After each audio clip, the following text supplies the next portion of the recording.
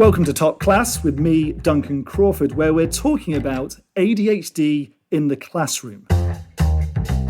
ADHD, Attention Deficit Hyperactivity Disorder, is a growing concern in many education systems around the world. It's estimated that ADHD affects around 5 to 10% of children globally, with big variations between countries. It impacts how they learn and can often mean kids struggle to maintain their attention, can be hyperactive or behave impulsively, all of which can also disrupt the classroom. How should schools and teachers deal with it? Well, I'm glad to say I'm joined by two guests with distinct insights into ADHD. Sam Pittis, a radio presenter from the UK, who was diagnosed with ADHD a few years ago and hosts a podcast on the subject called You're Wrong About ADHD. Hi, Sam. Thanks for joining us. Great to talk to you, Duncan. And also joining us is OECD analyst Cecelia Mezzanotte, who has done extensive work on inclusive education, including a focus on children with special needs and how to support students with ADHD. Hello, Cecelia. Hi, thank you for having me. Now, Sam, I'd like to start with you because you were diagnosed with ADHD a few years ago. When did you first suspect that you might have ADHD? I think for me, a lot of what you've just described in the introduction there fits the bill for me. And I think there was a long process of my life with mental health issues, with depression, of not quite knowing what was going on, but thinking there was something going on. And it was when I got married. And then we subsequently had two children, where honestly, somebody else saw my behaviour at close quarters and said, maybe there's something happening here. And I went to counsellor. I'd had counselling several times with different people. And my counsellor had sort of said to me, look, I was dealing with these issues of a build-up of anger and frustration, a sort of physical boiling inside that would usually end up in sort of angry outbursts. And when I went to this counsellor, she would help me deal with those, but then they'd come back and they'd build up again. And she said to me very gently, look, maybe you could consider looking at getting an ADHD diagnosis. And I think for me, that was a bit of a surprise because everything I knew about ADHD was about, disruptive, naughty children who don't pay attention in the classroom. And that didn't necessarily fit the bill for me. But I looked into it, found out more about it, went and got diagnosed. And that's exactly what the issue was. So you knew something was wrong, but looking back at your childhood in school, you weren't aware back then. It wasn't clear to you that ADHD was the cause. I think this is one of the interesting things, is what we talk about on our podcast. And I think it's what lots of people who are diagnosed late in life talk about, is a sense of looking back over your life and suddenly lots of things making sense. I was that disruptive child. I was the child who couldn't sit still, who felt a sort of physical sense of boredom. The boredom is the word I would use about school, but it was actually a physical feeling, a sort of burning in my chest, my hair stabbing me, feeling like I could not sit still if my life depended on it, needing to call out, needing to create diversion in the classroom to give myself entertainment. I look back now, there are letters from my parents to the school when I was 7 asking for, special educational needs support.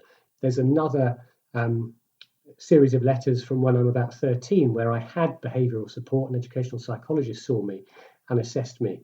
And now I look at some of the things that were said about me, I look at the behaviours, and it all just seems so obvious. And in some senses, I look at it and say, how was it not noticed? And I think the only way I can put that down to is the fact that, it was, dating myself, 25 years since I left school, things have changed. And I think back then, perhaps wasn't as easy to diagnose or easy to spot.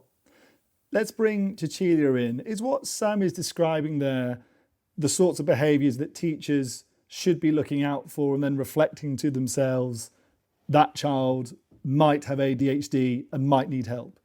So I think this is very common experience that we hear about.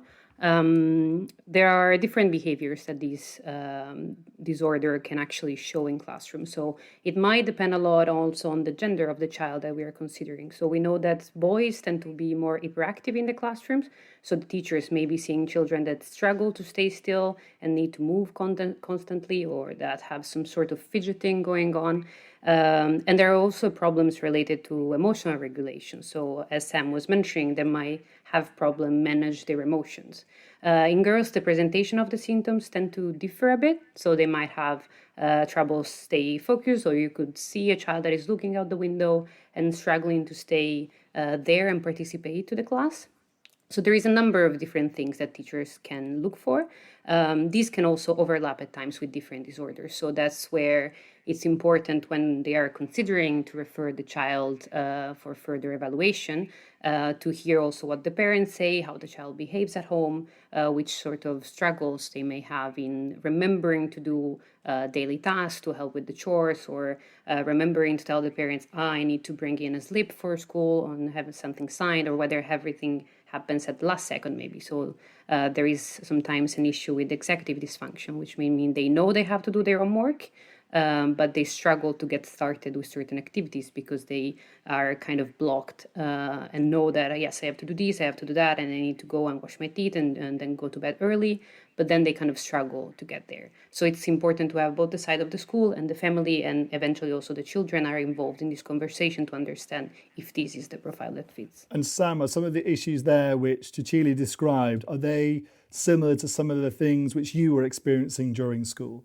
Yes, certainly. I think I remember that I was tested for dyslexia when I was very early in my school career because I wasn't doing any work. I would just sit and not do it because I didn't want to do it. I didn't have dyslexia and I wasn't, ADHD wasn't spotted. But I think it's one of the things that has come up with the people I've spoken to about ADHD is that as you get older, you learn ways to manage. You learn that actually, to have outbursts or to not do your work come with consequences, whether that's being told off, whether that's falling behind academically. So you find ways to cope. With me, I would find actually quite often those angry outbursts would sort of give me the rush or give me the spur on to then get things done. And I think because I was quite articulate and quite academically successful, I think it masked a lot of my ADHD. But actually those behaviours, how I felt, continued on into adult life. They just became part of my personality, and I found ways to sort of circumnavigate my condition. I think part of the problem is that then people go under the radar, and it stores up for problems later in life. It stores up whether it's relationship problems or further sort of mental health issues. Cecelia is nodding there to a lot of what you've just said, Sam. Cecelia, is it difficult to differentiate between a child who is simply misbehaving due to boredom or showing off or whatever, as opposed to a child who might be misbehaving because they have ADHD? So that depends also on the preparation of the teachers that they have in front of them. So it might be difficult for a teacher that is not informed on how different things are appearing in the classroom to understand what's happening with the child, whether there is some trauma behind certain behavioral issues, whether it's a different disorder, whether it's autism, which is why they often rely on the support of school counselors, also on specialists outside the school. What is typical of ADHD is that these difficulties need to occur for a longer period of time. So one of the criteria is that it needs to happen for more than 6 months already, has to have been there in some forms during childhood. And also another point that should be taken into consideration is that these may happen in occurrence, these sort of behaviors may happen in occurrence with particular crisis, and that should be excluded before going for a diagnosis. So it's a lot about having trained professionals in the classroom, which is why certain systems are making sure that they issue guidelines or have particular courses for teachers to be prepared and be able to recognize what's happening with the children. And Sam, to bring you back in here, because your teachers clearly didn't know what was going on with you. And I want to ask you about your Year 7 report when you must have been around 11 years old or so, because you shared some details with me before we came on air. And your teacher wrote in your report about how you were disruptive, loud, silly. They describe you as horribly irritable. How did you feel when you and your parents read that? Well, what's interesting is that was it was the product of a sort of educational psychologist study. So I'd gone and had a sort of I'd come out of geography every week and I'd go and talk to an educational psychologist. I don't remember the geography teacher being very pleased that I missed her lesson every week, but I got to go and sit with this educational psychologist and talk to her. And she wrote a report afterwards. And as part of that, all the teachers were asked their opinion of me. And I never saw that. It wasn't like an end of year report. It was a special report my parents saw. I've only seen that more recently. And it makes me quite sad to read that there were clearly teachers who were doing the job they've been asked to do. They were giving an assessment of my behaviour. They weren't necessarily being asked to study the whys and wherefores, but there are lots of words in there about how I'm immature and silly and socially inept. And there are teachers who talk of angry outbursts, and I think it staggers me to look at it and say, did nobody put this picture together and say, maybe there was something else going on? One of the questions I'd like to ask Cecelia is whether that, and I can only talk from a UK picture, as to what extent that has changed, to what extent the sort of knowledge of ADHD has meant that the experience in school is different for children. So from the research we've done in the past few years, it shows that there is more awareness in general in education systems and throughout the educational staff body about ADHD and about other disorders like autism and so on. It depends a lot on the country, how much attention there is to specific disorders, or whether they try and support children a bit more generally without having the need for a diagnosis, and then trying to provide them with the means within classrooms to do as best as they can. Nevertheless, a lot of the education systems now have guidelines or have specific instructions for teachers telling them what they should do when they are wondering about the needs of a specific child, whether they should involve the family, whether they can directly refer children for further evaluation. But something that I think is interesting, for instance, in one of the Italian regions, Lombardy, there is a program specific to training teachers on recognizing students with ADHD, knowing their needs and understanding how to support them in the classroom. So there are these guidelines and courses that say things like, you should not try to make them stay still in the classroom. There is no result when you just go against them and say, stay still, follow me, listen to what I'm saying, but maybe give them occasions to get up and move and burn off some of the energy, send them to get papers in another room so they have an occasion to kind of let go some of the energy they're storing, or other small corrections they can start having for a behavioral point of view, but also from an academic perspective. So you see, I think overall there is more understanding of what teachers are dealing with. And I think a difference is also that systems are becoming more and more integrated, in the sense that there is less of a focus, not in every country, not in every system, but there is less of a focus on special education as an entirely separate word. So earlier, it was more that children that would struggle and would have similar challenges, maybe they would be redirected towards special schools. So if you were in mainstream education, you would not have in front of you someone that knew how to recognize certain problems or deal with that. And I think now that's changing a bit. You mentioned a few times there about how things are changing, but are there still some people, some teachers who still say that the type of behaviour we've been describing, that this is simply the behaviour of a naughty child, and that children just need to learn how to behave, they need to be disciplined, they need clearer barriers, that kind of reaction? Yeah, I'm sure this still occurs. It's definitely less than ideal what is happening in school. Even nowadays, we've seen some research with interviews to teachers saying that they sometimes do not understand well the disorder, or they do not feel prepared enough to support the students. And there is also some data that shows that even when a diagnosis occurs for the child, teachers need a reflection time to understand what that actually implies, what that means for the child, and how they need to adapt their teaching, their classroom setting to understand exactly what to do. But the normal sometimes reaction for people that are not aware of these needs is to kind of go on a defensive and say, well, what am I supposed to do with this? So there is a process in involving teachers and getting them there.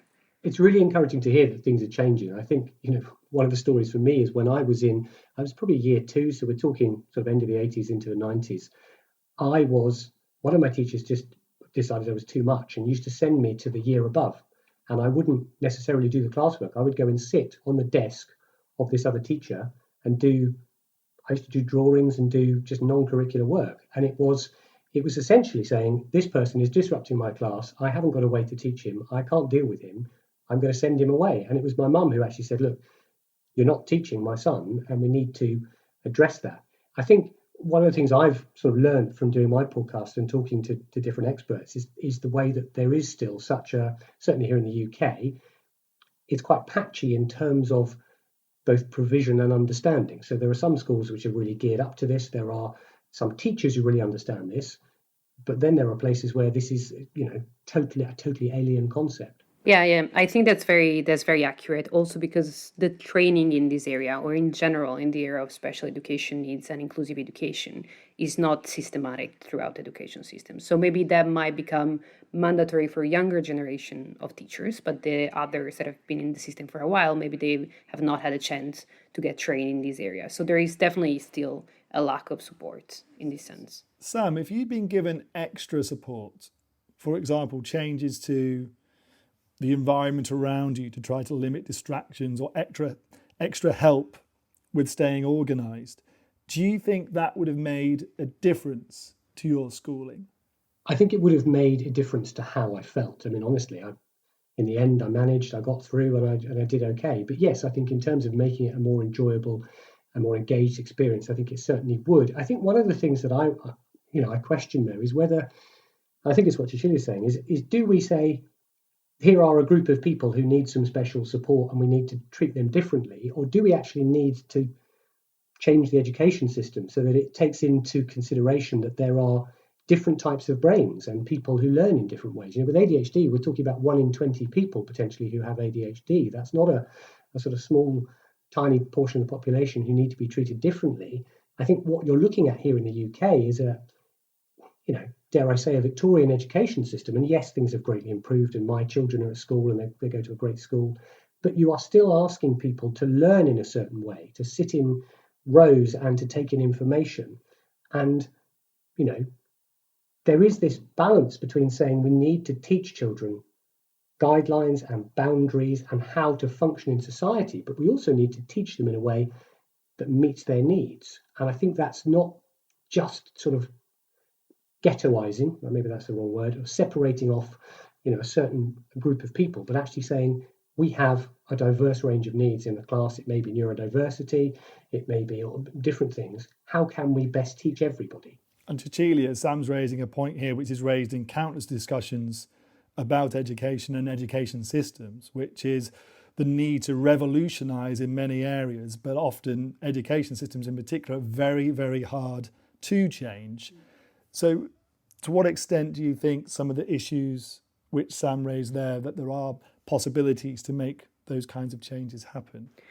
I think this is a very interesting point, and it goes back to the core of the work that we do on inclusive education.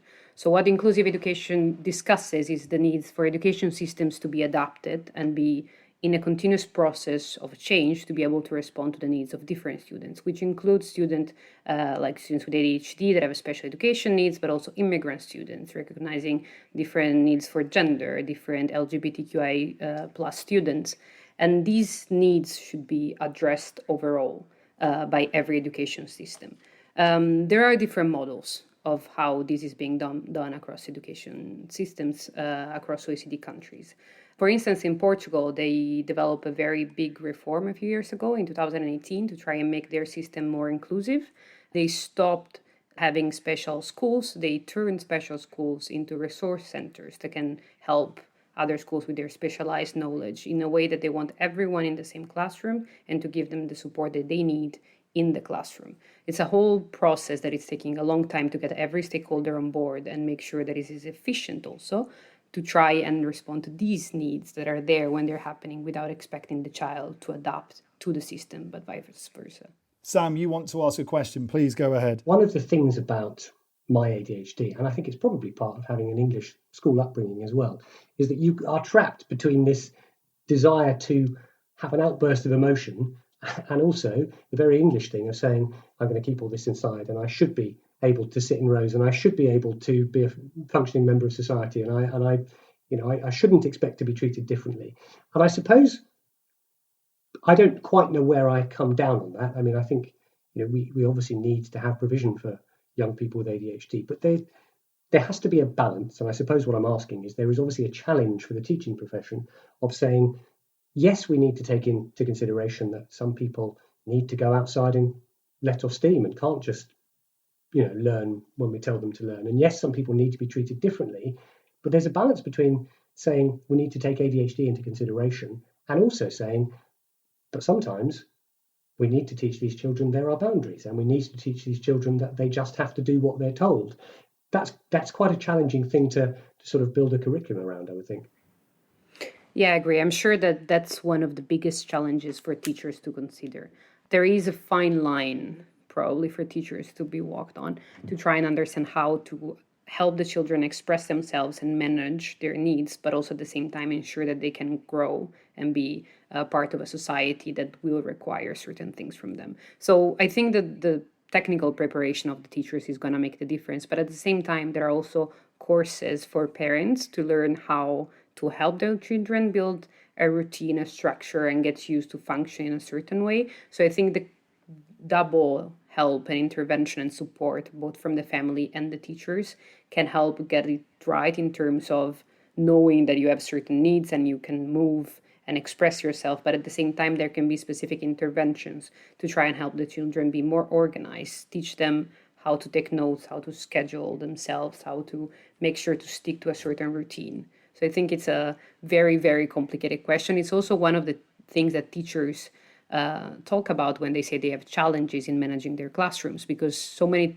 children have different needs among each other and they have big classrooms to manage. And that means maybe sometimes not having the time to dedicate for each individual child. And often children who are diagnosed with ADHD, there's often a chance that the child will have other conditions as well. Could you outline some of those, Cecelia? So the data shows that there is a comorbidity between ADHD and other disorders. So it's very typical for children, up to 90% of the children that have ADHD might have another disorder. This could be having an autism disorder or anxiety or depression, but other things like oppositional disorders. And it's difficult to understand which symptoms are connected to which disorder. So, of course, there needs to be a holistic approach to the needs of the child. So it does not have to be simply like you have this disorder or you have this neuroatypicity, and this is going to be a list of things that you do and a list of things that you need. It's going to be a lot about recognizing in that child what they're struggling with, what they're struggling to learn, and try to adapt the teaching around them. And Sam, in your case, you were diagnosed with other conditions as well. Is that right? Yes. I mean, I had several bouts of depression. I mean, I over my life, I suffered from depression a lot. And when I was finally diagnosed with ADHD, medication didn't work for me. It doesn't work for everybody. It works for about 80% of people.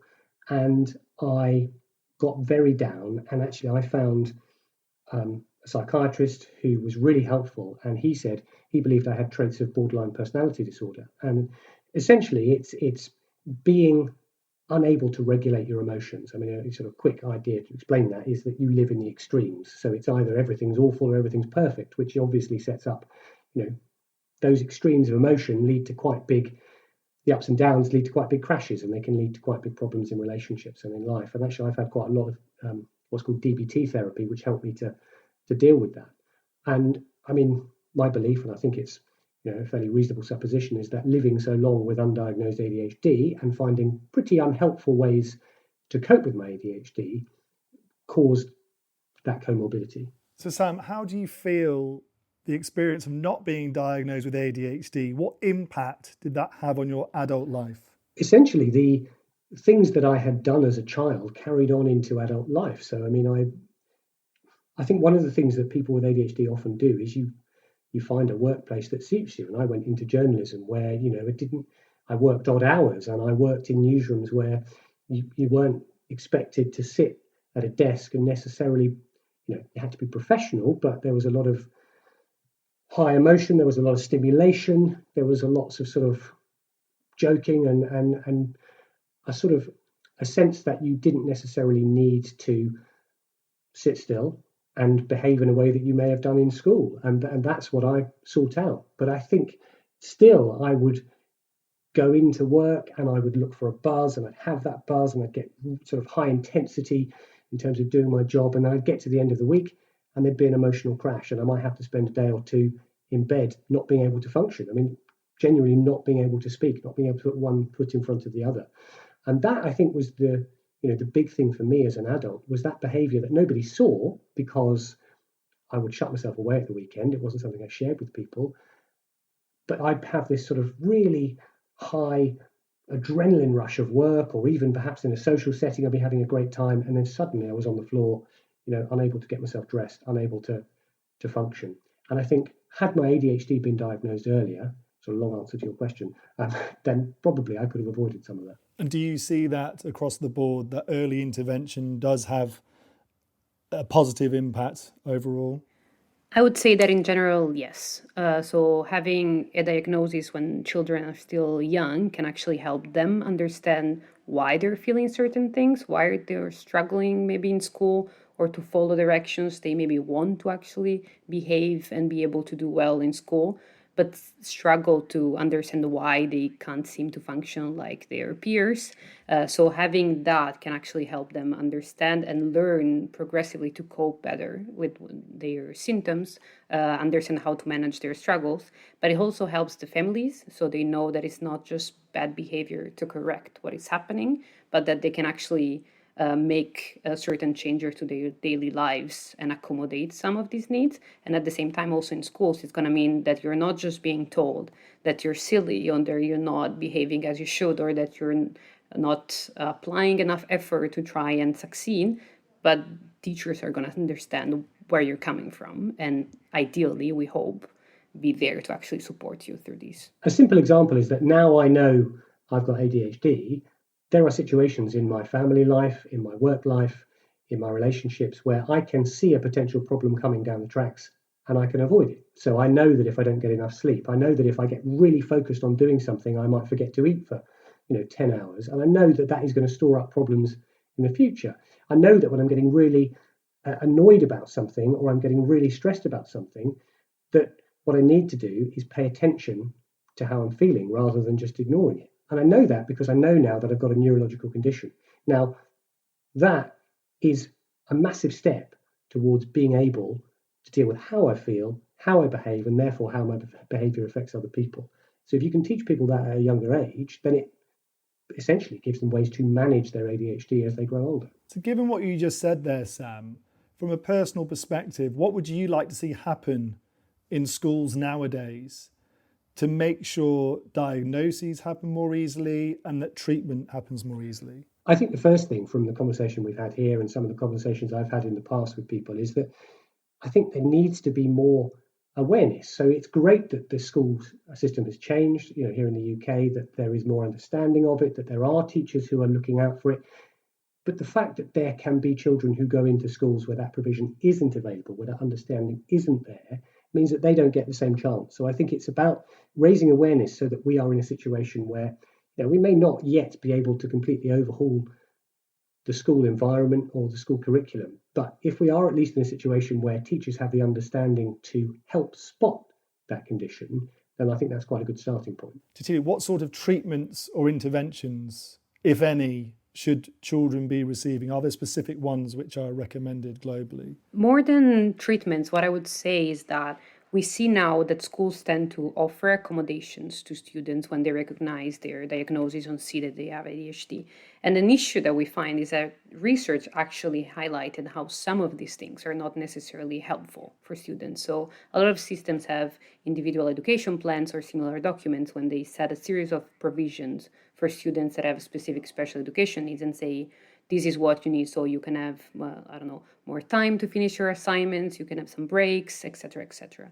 But then when you check the academic research, you see that results are not so in favor of some of these accommodations in particular. So providing a child with ADHD with more time to finish an assignment when they have a relatively grasp on how to manage their time might not be the best intervention there. So something that would need to be done throughout the OECD for different education systems is to put the supports that are in legislation up to par with what the research is showing us. So there are some interventions that can be more helpful than others. So there are some papers that have shown that things like teaching organizational skills to children, teaching them to take notes effectively might work well, while in other schools you might find that teachers are giving their notes to the child saying, you're struggling with this, I'm just giving you my notes. But this is not really gonna help them overcome the issue. It's just gonna avoid it and try to say, well, you have your nose study here. I think I'm right in saying that the definition and classification of ADHD around the world varies greatly.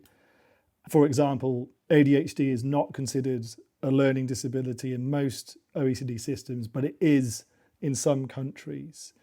So how does that complicate matters when trying to get a policy response which is effective? It can complicate things in systems that need a specific classification for help to be provided in classrooms. So if a child needs to be recognized as having a disability, then classifying ADHD in a certain way or another might be an impairment to the help that teachers can actually provide them in classrooms. It depends a lot on the general governance of the system. So the classification issues are very complicated. There is also an issue of a stigma going together with certain classifications. So we see that the stigma on the labels can also create problems for children.